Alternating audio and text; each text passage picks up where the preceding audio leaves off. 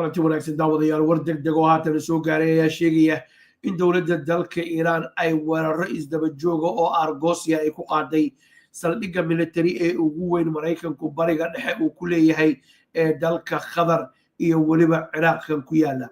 weerarka saldhigga military ugu weyn ee Qatar xilliga barnaamijka Brit Somali TV ay duubaysa daawadayaal si toos ah ayuu haatan u socdaa inta aynu muuqaalkan ku guda jirnana waxaynu eegi doonaa wararka waaweyn ee markaa degdega ah ee ka imaanaya duqeymahaas iyo meesha ay marayaan si adigu aad u noqotid qofka ugu horeeya ee u ogaada meesha xaaladdu ay marayso haddaba labadan saldhig oo keliya weerarka ilaa iyo haatan inuu ku egyahay ayaa la sheegay waxaynu eegi doonaa muhiimadda saldhigyadanu ay leeyihiin iyo weliba weeraradan Iiraan ay wado xilli Iiraan laftigeeda duqeymo ay kaga socdaan kaga imaanaya duqeymo ay ku socdaan Tel Aviv oo kaga imaanaya waa 23 bisha 6 sanadka 2025 daawadayaal waxaad daawanaysaan argoosigii Iiraan oo markaas haatan si toos u socda wararka live-ka ayaan idinka daba geenaynaa iyo xogta ilaa iyo haatan aynu aruurinay waan soo dhaweynaa MyRemit waa xawaalad casri ah oo hantiday qalbiyada ummadda Soomaaliyeed waxay caan ku tahay adeegga hufanaanta iyo ammaanada kaaliska arag MyRemit waa gacanta digitalka ee xawaalada amal gacmo furan ku soo dhawaada haddaba kala soo dega Google Play and App Store MyRemit app ku soo dhawaada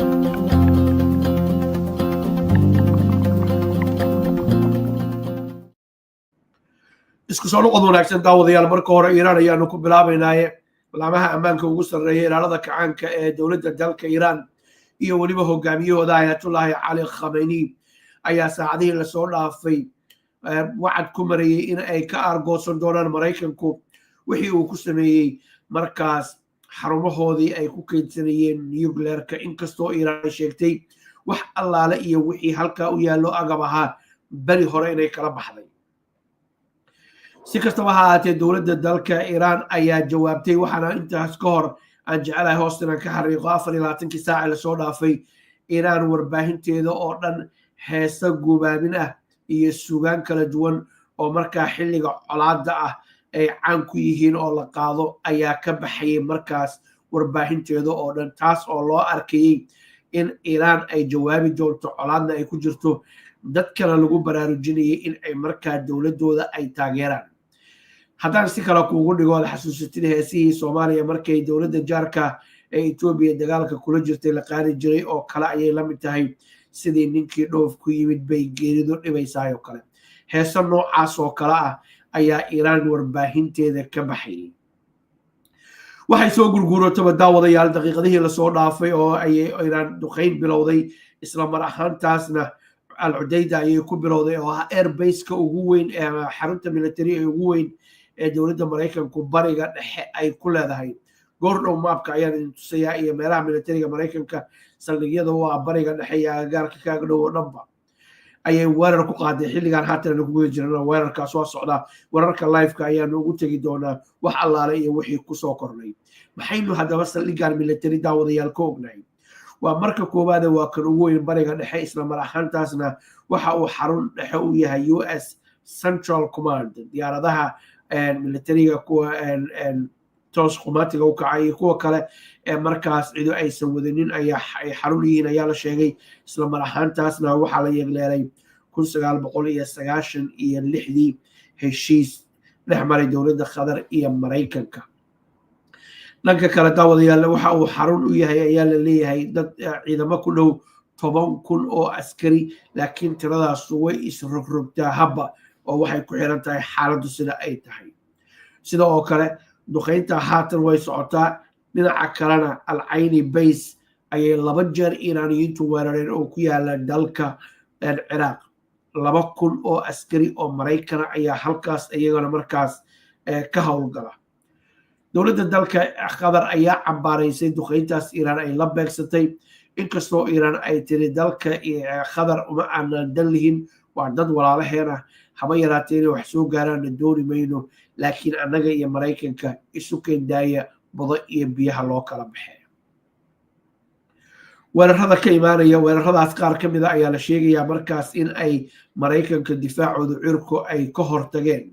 meesha sida oo kale kancaynayna markaas laga hortagay weeraradaas 2 jeer ayaa weerarkaas ciraaq la qaaday iiraan ay isku dayday kan khadar hadda waa socdaa laakiin waa weerarkii u horreeyey ay soo qaaday marka hore intaanan wax kale u guda gelin daawadayaal idin tusa maabka sida uu u yaala markaas iyo meelaha maraykanka ciidamadiisu bariga dhexe ay ka joogaan haddii aad halkan eegtid meesha u sarreyso oo turkiga ilaa iyo kuwait bahrain qatar united arab emirates camaan sacuudiga ujeedaan iyo weliba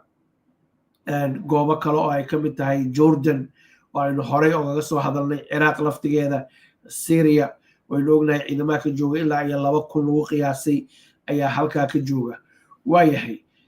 haddaba daawadayaal wararka iska soo daba dhacaya haddii aynu eegno waad arkaysaan halkan qarax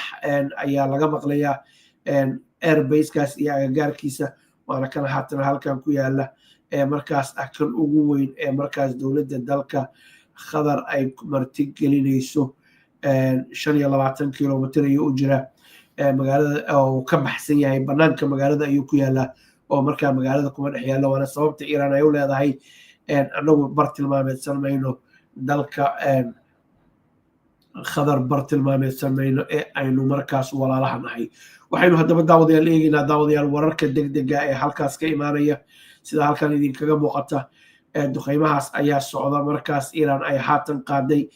xarumahaas military ku socda waxaana la maqlayaa qaraxyo waaweyn oo markaas isdaba joog ah haddii aynu eegno warbaahinta kale wararka ay qorayso waan soo dhaweynaya daawadayaal meel kastoo dunida ka joogtaan isha ayaanu marinaynaa wararka kale ee dunida daafeeda ka imaanaya ee arrintan ku saabsan haddii aynu eegno halkaas iyo wararka israa'iiliyiinta laftigooda ay qorayaan iyo Reutersba halkan muuqaalka halkan ku jira ee idiin muuqda ikhyaaray waa markii Iiraan ay weerarka ku qaaday waxaana ku qoran now Doha Qatar ayaa ku qoran saan u jeedaan Iranian military ayaa soo geliyey marka muuqaalkaas ma daari karta Bulad Somali TV waa lagu dhagayaa laakiin haddii aan idiin sheego xolac iyo markaas qarax weyn ayaa la arkayaa isdaba jooga iyo dad markaa qaylinaya oo ayagu markaa ka qaylinaya duqeymahaas waxa ay daaran yihiin waayahay haddii aynu dhinaca kale eegno daawadayaal waad ujeedaan meeshan uradu is haysato sidoo kale waxaa lagu soo warramayaa baxrayn haatan inay albaabada isugugu dhufatay hawadeedii sare oo ay xiratay si ku meel gaar ah kadib markii la weeraray airbaseki ugu weynaa ee militariga maraykanka uu leeyahay ee qatar ku yaala iiraan ayaa sheegtay inay qatar usii sheegtay in weerarkaas uu soo socdo oo markaa dowladda dalka qatar lagu wargeliyey duqeyno inay soo socoto waayahay ciidamada cirkeeda xukuumadda israa'iil ayaa iyaguna markaas duqeymo isdaba jooga waqooyi koonfurta galbeedkan ilaahdee dalka iiraan ka fulinaya haddaba daawadayaal wararka kala duwan ee ka imaanaya ee breaking newska ee haatan ii muuqda kuwaas ayaa ka mid a duqeymahaas isdaba jooga halkan waa israa'iil oo markaas duqeymo la beegsatay markaas xabsi ku yaala iiraan ku yaala iyo duqeymo kaloo isdaba jooga israa'iiliyiintuna saacadihii iyo maalmihii lasoo dhaafay tan iyo intii netanyahu uu weerar ka bilaabay xaaladooda sidaas ayay ku sugnayd qaar dhulka hoostiisa ee kaga cararaya gantaalada isdaba jooga iyo weliba kuwo kale oo markaas doonaya inay si kale noloshooda u maareeyaan waayahay daawadayaal haddaa haatan lagu soo biirtay haddaba warkaa degdega ayaa soo dhacay aanu idiin haynaa oo ku saabsan markaas dowladda dalka iiraan inay weerarkan qaaday waxaan rabaa su-aal kale inaan idin weydiiyo ma laga yaabaa weerarkanu inuusan khatar fara badan uusan geysanin maraykankana loo sii sheegay maadaama qatarna loo sheegay ciraaq qatarna maraykankuna ogaa iiraan iyo qatar iyo maraykanku markaa saddexdooduba ay isla ogaayeen sidii su-aashii hore baan idiin weydiiyey ee ahayd ma laga yaabaa iiraan in loo sii sheegay in weerarkaas uu kusoo socday xarumahooda nuclearka lagu weeraraya taasina ay sababtay in meesha gebi ahaanba ay waxooda ay kala baxaan oo netanyahuna lagu qanciyay iiraan baad weerartay uu 30 sano uu raadinayey donald trumpna dadkii soo saaray ee markaas doorashadiisii ka qayb qaatay dhaqaalaha ku bixiyey uu culayska isagaga dejinayey iiraanna lagu qanciyey markaas inaan regime change lagu samayn doonin oo ay xilka sii hayn doonaan. waxaas oo dhan waa waxyaalaha khubarada waaweyn ee madaxa bannaan ay markaa rogrogayaan marka aad si fiican u dhuxdinaha macquulka ah. waxaynu mar kale daawadayaal haddaba isha aynu marin doonaa wararka ugu dambeeyey ee markaa ka imaanaya dunida daafaheeda ee dagaalka weerarkan isdaba joogga ku saabsan. haatan waxaynu eegaynaa wararka iiraan ka imaanaya. hagaag Press TV daawadayaal waxa uu qorayaa iiraan weeraro isdaba joog ah iyo duqeymo culus ayay la beegsatay airbase-ka ku yaala dalka qatar. weerarkan oo ah markaas mid aargoosi ah waxaana ka go-an dowladda dalka iiraan in ay ka aargoosato duqeymihii lagu sameeyey iyo weeraradii xadgudubka ahaa ee markaas madax banaanideeda iyo gobonnimadeedaba lagu qaaday iyo nuclearkeeda salmiga ah. dhinaca kale sidoo kale iiraan waxa ay qoraysaa in ay duqeymaha ay israa'iil ku wadaan ay sii wari doonaan ilaa ay netanyahu jilbaha dhulka ay u dhigaan ayay leeyihiin. warbaahinta iiraan weeye sidaa waxa qoraya eela markaas jilbaha ilaa dhulka loo dhigo duqeyntaasi joogsan mayso. daawadayaal dagaalkan wuu sii socon doonaa. iiraan hormuus inay xirta ayaa la rajaynayaa. haddii ay xirtana arrintu wejiyo kale ayay yeelanaysaa. wasiirka arrimaha dibadda dowladda dalka boqortooyada ingiriiska David Lammy ayaa sheegay in boqortooyadu haatan heegan ay ugu jirto inay difaacdo markaas danaheeda bariga dhexe. goor maalmihii lasoo dhaafay oo ingiriisku halkaa markaas uu ku daabuleynayay diyaarado iyo agab kale oo military. waxa uuna sheegay wasiirku inay arrintaanu ay tahay mid markaas self defense isdifaac inay tahay ee aysan ahayn dowladda maraykanku inay weerarada qayb ka tahay ama ka qayb qaadanayso. waxaa daawanayseen Brit Somali TV khiyaaray iyo breaking newskaas haatan soo dhacay. waxa aynu intaanu hawada ku kala maqanahay aanu ku mashquulayno haddii aan la yiraahdo in aynu wararka ugu dambeysay ugu idiin soo xuraabino ee markaas ugu shidan warbaahinta ee aadka loo hadalhayo. waqtigiina way kaga mahadcelinaa ku mahadsantihiin daawashadiina. nabadgelyo.